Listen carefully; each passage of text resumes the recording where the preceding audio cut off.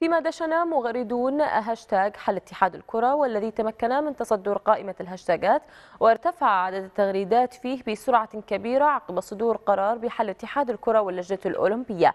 لقى القرار ترحيبا وارتياحا واسعا في الشارع الكويتي كخطوة على طريق إصلاح الرياضة في الكويت.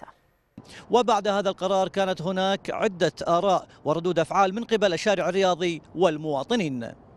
والله متفائلين خير ان شاء الله، واتمنى ان بعد فعلا ايقاف الرياضه الكويتيه ما حقق الميداليات وما اخذ مو باسم الكويت، فالشيء هذا حيل ضايق خلقنا.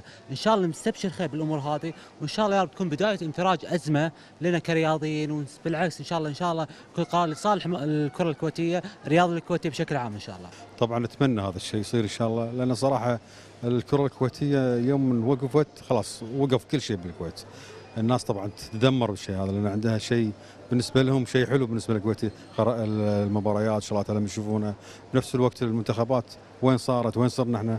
نتمنى يصير في حل وبنفس الوقت تطوير للكره الكويتيه بالموضوع هذا. بالعكس يعني انت مؤيد القرار؟ طبعا انا مؤيد القرار هذا ان شاء الله، ان شاء الله بادره زين ان شاء الله نستمر بالشيء زين لهم ان شاء الله بدنا ونقدر الجهود اللي قاعد يسوونها الحين ان شاء الله ان يضبطون امورهم ان شاء الله. اتمنى الايقاف هذا يكون عابر، واتمنى ان تكون حلولها مبسطه جدا، والروح الرياضيه موجوده عالميا، مو ليس دوليا ولا خليجيا، عالميا، وان شاء الله يكون نزوه او شيء عابر باذن الله.